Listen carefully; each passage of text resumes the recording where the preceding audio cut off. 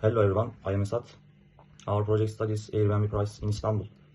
Airbnb is very popular for tourists and Istanbul is a big active market. Our question is, what factors affect Airbnb price in Istanbul? This is useful for us to set good price and for us to understand what makes listings expensive. We use a dataset from inside Airbnb. It has more than 22,800 listings and 50 columns, like need, board, room type and number of devices. Our main variable is price, measured Turkish lira. The data was collected from inside Airbnb and was last updated in September 2025. Because listings change often, we tried disassemble not the full population. The average price is about 2,752 lira. The median is 2,412 lira and the standard deviation is around 1,591 lira. We used histogram and box plot to see price distribution. But graphs show that most price low or medium, but there is a long tail on the right side because some listings are very expensive. We divide price into 20 groups, each 400 lira wide. The most common price range is between 1,600 and 2,000 lira. The frequency, polygon and ogive graphs show how prices are split, with most listings in the lower price range. Shape of the distribution is right skewed, with a skewness value of 0.91. Most prices are between 1,000 and 3,000 lira, and the mod is 2,000 lira. The few very expensive listings create the long tail on the right side. Thank you for listening.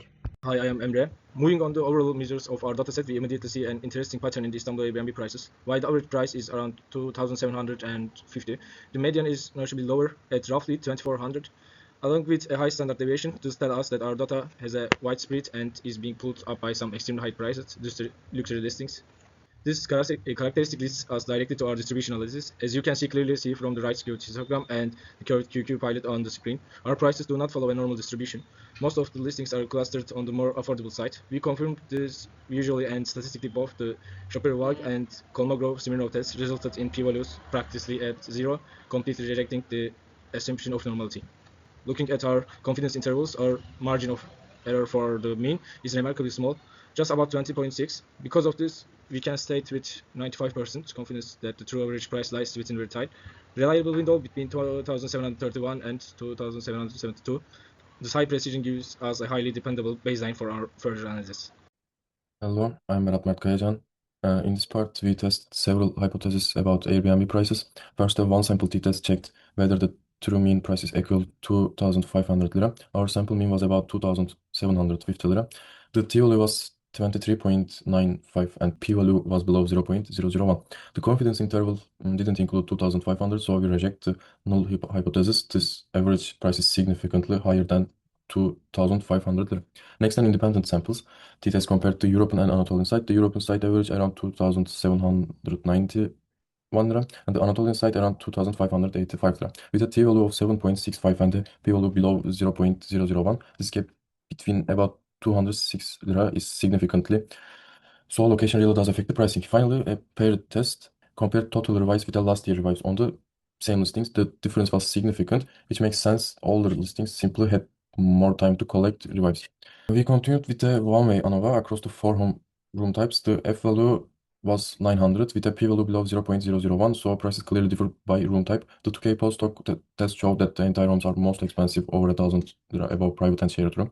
We also run a one proportion z-test check if 70% of listing are entire homes. The observed proportion was 70.3% and the p-value was 0.31.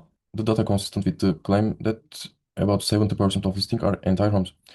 In this section compares two groups directly. The independent samples t-test again confirmed the price gap between the European and Anatolian side is significant. The paired t-test building on the early revive comparison was also significant.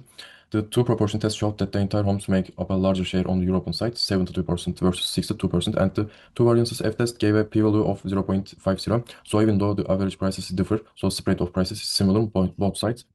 Here, correlation and regression part. Here we look the relationship between the price and revise per month. The Pearson correlation was 0.103.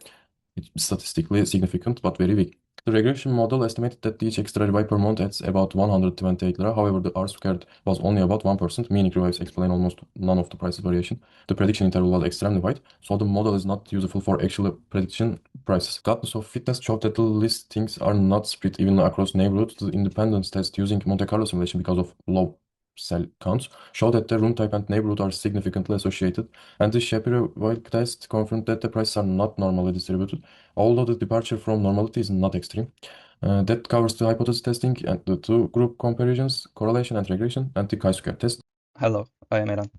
We have conducted a one-way ANOVA to see if there is a statistically significant difference between the continent's mean Airbnb prices, and this resulted in a p-value smaller than 0.001. To see this difference, we have also applied the 2K HSD test. As you can see, the confidence interval does not contain 0, so this confirms the hypothesis. Then we conducted a two-way ANOVA test, which resulted in a p-value less than 0.001. This indicates that the prices of different room types are not consistent in both continent sites. Because of our dataset's limitations, we can only conduct 3 of the non-parametric tests. Firstly, Wilcoxon rank sum test. It is applied to test the distribution of prices across continent sites, which resulted in a p-value smaller than 0.001. Secondly, Kruskal-Wallis test. It is used to determine the significance of the difference of Airbnb prices across room types. This also resulted in a p-value smaller than 0.001. And thirdly, Spearman rank correlation. This gave a raw value of 0.178. Although the relationship is statistically significant, it is not very strong. To sum up, we have conducted various statistical methods that mostly suggest that the most effective variables on the Airbnb prices in Istanbul are room types and content sites. Although the number of reviews per month have a regression slope statistically significant, it does not explain most of the variation in the Airbnb prices in Istanbul. There are some limitations. There's a geographic bias, there's a survivorship bias, and limitation caused by the inflation and economic changes in Turkey and Istanbul. In conclusion, this study presented useful insights about the effects of different factors on Airbnb prices in Istanbul. These findings can be helpful to the Airbnb owners and the users of the Airbnb, users of the short-term rental market. Future research may consider much more comprehensive data sets, and they can also adjust the prices for the economic changes so that the tests give more accurate results. Thanks for listening.